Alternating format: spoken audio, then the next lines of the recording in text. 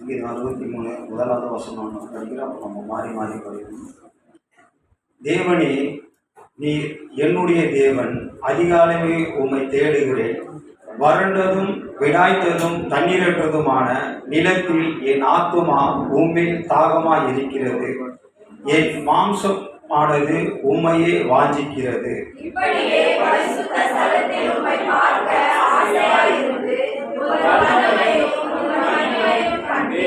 ஜீவனை பார்க்கிலும் உமது கிருபை நல்லது.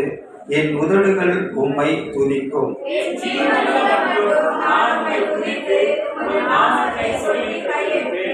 நினைத்தையும் கொழுப்பையும் உண்டது போல என் ஆத்துமா திருப்தி ஆகும். என் வாயின் ஆனந்த களிப்புள்ள உதடுகளால் உம்மை போற்றும்.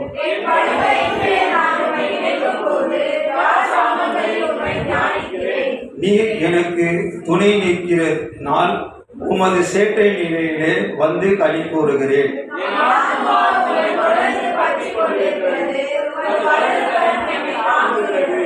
என் பிராணனை அழிக்க தேடுகிறவர்கள் பூமியில் தாழ்விடங்களில் இறங்குவார்கள்.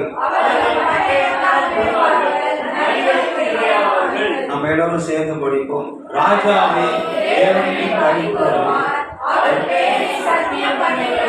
யாவரும் மேன்மை பாராட்டுவார்கள். பொய் பேசுகிறவரால் அழைக்கப்படும். ஆமென். நம்ம எல்லாரும் உட்காந்துக்கும். நாளிலும் பார்த்தீங்கன்னா 3வது வசனம் சொல்லுது, ஜீவனை பார்க்கிலும் உமது கிருபை நல்லது. அப்போ உதடுகளினால் துதிப்பு பாருங்க. எனக்கு நைட்லேருந்து இந்த சரியான ஒரு வேலையை நான் ஃபுல்லாக வாங்கிட்டு 8 மணிக்கு அதனால் வர முடியாது, வண்டியை ஓட்ட முடியல, அவ்வளோ இதுவாக இருந்தது. ஆனால் பாருங்கள், நம்ம ஒரு ஆள் போகிறோன்னா எத்தனை பேர் போக முடியாது.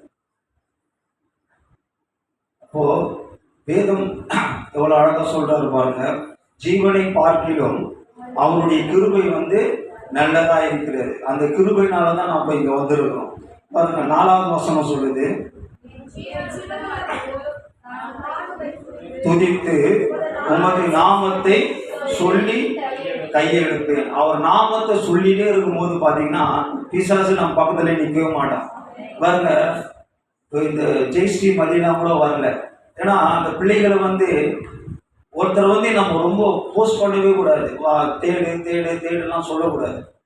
இப்போ சாப்பாடு பசி இருக்குதுன்னா பிள்ளைங்க சாப்பாடு போடுங்கன்னு கேட்கும் போது சாப்பாடு போட்டு வச்சா பிள்ளைங்க சாப்பிடும். அப்போ தேவனை தேடும் பொழுது ஒரு சுகம் கிடைக்கும் போது பல மடங்கு தேடி கூட ஓடிடுறாங்க. ஆனால் அந்த சுகத்தை பெற்றுனோடனே அதை விட்டுடுறாங்க. அப்போ பாருங்க, தேவன் நம்ம மேலே எவ்வளோ கருசனை உள்ளவராய் கண்ணோக்கமாக இருக்கிறார். ஆனால் அதை நம்ம மறந்து போகக்கூடாது. இந்த பலவீனம், இப்போ நம்ம ஒருத்தர் ஆலயத்துக்கு வரணும்னா எத்தனை பேர் வர முடியாது, ஏன்னா கொஞ்சம் தூரமாக இருக்கிறதுனால. அப்போ அதெல்லாம் நம்ம யோசித்து தேவன் சொல்றார், உன் பலவீனத்தில் என் பலன் பூரணமாக இறங்கும். அப்போ வேத வசனம் தான் சொல்றது, முதலாவது தேவனுக்கு கீழ்ப்படியுங்கள், பிசாசுக்கு எதிர்த்து நில்லுங்கள். அப்போ தேவனுக்கு கீழ்ப்படியும் போது பிசாசு நம்மளை விட்டு ஓடி போயிடும். அப்போ அந்த பலவீனத்திலையும் தேவன் இந்த நாளிலே கொண்டு இந்த சங்கீதத்தை படிக்க முடியாத தேவன் நமக்கு உதவி செய்திருக்கிறார். கடைசி வசனம் பாருங்க, அதில் சொல்றது, ராஜாவோ களி கூறுவார், யாவரும் மேன்மை பாராட்டுவார்கள். பொய் பேசுகிறவருடைய வாய் அடைக்கப்படும். இப்போ பொய் பேசினா வாய் அடைத்து போட்டுருவார். அதனால்தான் 15ஆம் சங்கீதத்தில் அப்படி சொல்றாரு. அப்போ ஒவ்வொரு காரியத்திலும் பார்த்தீங்கன்னா நம் தேவனுக்கு முதலிடம் கொடுக்கும் போது தேவன் நம்மளை முதலிடத்தில் வைக்க வல்லவரால் இருக்கிறார். என்னோட பிரச்சனைகள் உங்களுக்கு எல்லாருக்கும் தெரியும். பாருங்க, மாசமானா கிட்டத்தட்ட ஒரு 60,000 ரூபாய் நான் தேட வேண்டியதா இருக்கு. 60,000 ரூபாய். அதற்காக ஜெபித்து ஜெபித்து ஜெபித்து ஜெபித்து ஆண்டவர் சொன்னார், இந்த நாளில எல்லாவற்றையும் மாற்றி இன்னைக்கு இந்த வசனம் சொல்றது பாருங்க, கொழுப்பும் கொழுமையானதை நினைத்தையும் கொழுப்பையும் உன்னது போல என் ஆத்துமா திருப்தியாகும். என் வாய் ஆனந்த களிப்புள்ள உதடுகளால் உண்மை போற்றும். அதை நினைச்சு பார்ப்பேன். நான் ஒவ்வொருத்தருக்கும் ப்ரேயர் ரிக்வஸ்ட் கொடுப்பேன். எனக்கு இவ்வளோ பணம் தேவைப்படுது, இந்த வண்டிக்கு 20,000 ரூபாய் கட்டணும், அந்த வண்டிக்கு 15,000 ரூபாய் கட்டணும், இதுக்கு இவ்வளோ செலவு பண்ணணும், இதுக்கு இவ்வளோ கட்டணும், அதுக்கு இவ்வளோ கட்டணும் அப்படின்னு அதை நினைச்சு பார்க்கும்பொழுது பார்த்தீங்கன்னா ரொம்ப கஷ்டமா இருக்கும். ஆனா ஆண்டவர் ஒரு ஆலோசனை கொடுத்தார். வேத வசனம் தான் சொல்லுது, ஐஸ்வர்யம் வந்து அவராலே வரும், அதனோட அவரு வேதனையை கூட்டவே மாட்டார். அப்போ இந்த நாளில பார்த்தீங்கன்னா தேவன் ஜபங்களில் கலந்து கொள்வதற்கும் சில காரியங்களை நம்ம போய் ஒரு வீடுகளை சந்தித்து ஜெபிப்பதற்கும் தேவன் வந்து அனுகிரகம் பண்ணியிருக்கிறார்.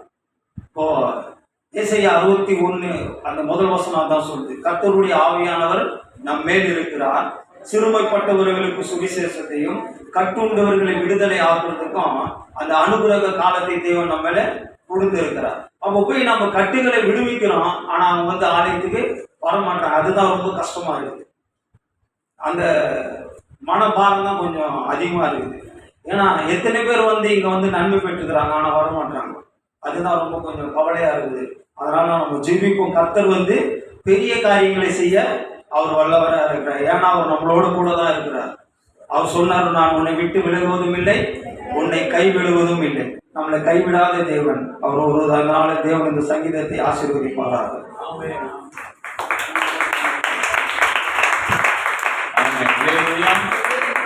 நம்முடைய ஆத்துமாக்களை திருப்தியாக்குற தேவன் நம்முடைய தேவன். ஆமென். ஹல்லேலூயா. கர்த்தர் நல்லவர். சாட்சி என்ன இருக்குமா? 1 இல்ல 2 சும்மா.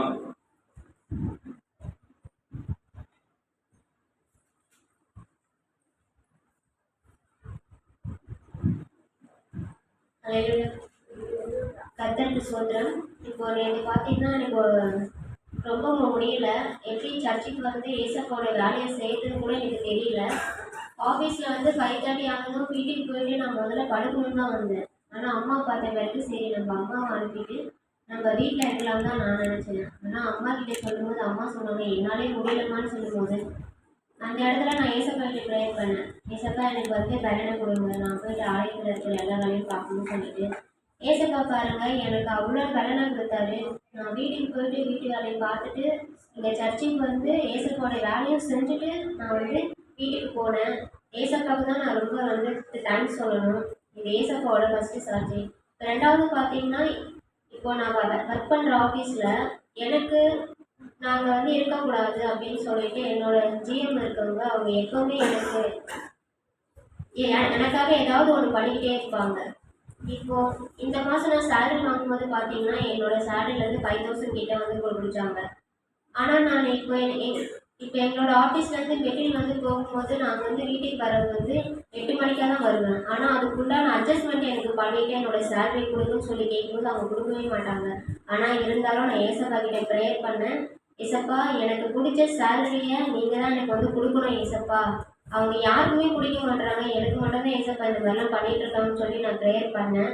நேற்று சார்கிட்ட போய் பேசின உடனே என்னோடய ஃபார்ம் எடுத்து பார்த்துட்டு நான் உனக்காக பேசுகிறேமான்னு சொல்லி அக்கௌண்ட்ஸ் டிபார்ட்மெண்ட்டுக்கு பேசி சைன் பண்ணி என்னோட சேலரியை மறுபடியும் எனக்கு வந்து கொடுக்கும்படியாக செஞ்சார். அது கர்த்தர் போடலாம் முடியும். ஊழியம் செய்து ஆண்டு என்ன பண்ணுவாங்களே கனப்படுத்துவார். ஹல்லேலூயா. கர்த்தர் நல்லவர். ஆசீர்வதிப்பார். சொன்ன சாட்சிகள் வேற சாட்சிகள் சொன்ன சாட்சிகளெல்லாம் நாம் ஜெபிக்கலாம். ஜெபம் பண்ணுங்க. சொன்ன சாட்சிகளை கர்த்தர் ஆசீர்வதிக்க வேண்டும்.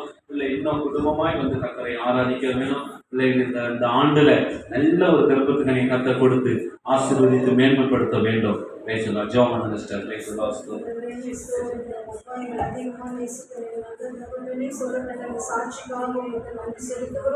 அப்பா இந்த சாட்சியோட மேலான சாட்சி மகளுடைய வாழ்க்கையை நீங்க செய்யும்படியா உங்க கருத்துல நாங்கள் ஒப்பு கொடுக்குறோம்ப்பா.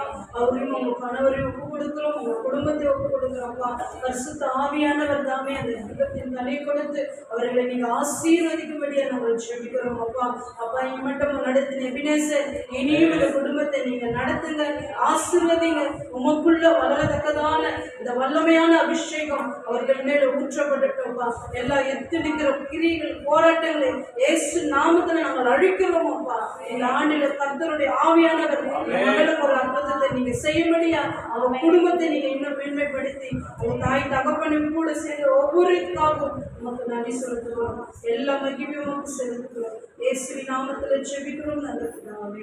ஆமென் ஆமென். கர்த்தர் நம் ஜெபத்தை கேளுங்க. கர்த்தரை ஸ்தோத்திரம் பண்ணுவோம். ஸ்தோத்திரம் ஸ்தோத்திரம் ஸ்தோத்திரம் ஸ்தோத்திரம். கர்த்தர் நல்லவர். ஹல்லேலூயா. ஸ்தோத்திரம். ஆண்டவர் நாம் மகிமைப்படட்டும். இந்த வாரத்தில் நடக்கிற எல்லா ஊழியர்களுக்காக ஜெபம் பண்ணிக்கொள்ளுங்க. இன்னைக்கு மத்தியில் நடக்கிற பிரேசலுக்காக ஜெபம் பண்ணிக்கொள்ளுங்க. ஸ்தோத்திரம். சபை கூடுகிறதை நாம் விட்டுவிடவே கூடாது. ஹல்லேலூயா. சபை கூடுகிறதை என்ன பண்ணக்கூடாது? விட்டுவிடக்கூடாது. ஸ்தோத்திரம். கூடுமான வரைக்கும் நம்ம எல்லா ஜபத்திலையும் ஊழியத்திலையும் பங்கெடுக்கிறது ரொம்ப ரொம்ப நல்லது. கர்த்தர் நம்மை ஆசீர்வதிப்பார். ஏன்னா காலம் கடைசி காலமா இருக்கிறது. ஹல்லேலூயா. கடைசி காலமா இருக்கிறது. நம்ம எந்த அளவுக்கு நம்ம ஆத்மாக்களை ஆதாயப்படுத்த முடியுமோ, நம்முடைய ஆத்மாவை ஆயத்தப்படுத்த முடியுமோ, அந்த அளவுக்கு நாம துரிதமாய் செயல்பட வேண்டிய காலமா இருக்கிறது. சொல்லலாம். கர்த்தர் நல்லவர். நம்முடைய ஜபத்தெல்லாம் நிச்சயமாய் ஆண்டவர் கேட்டு இருக்கிறார். ஹல்லேலூயா. விநாயகர் சிலை பார்த்தீங்கன்னா நாட்டி எடுத்துன்னு போவாங்க. ஆனா நேற்று நைட்டே எல்லாத்தையும் எடுத்துட்டு போயிட்டாங்க. ஹல்லேலூயா. இந்த பகல்ல இன்னைக்கு எடுத்து ஒரு வேலை இன்னைக்கு கிடையாது. ஹல்லேலூயா.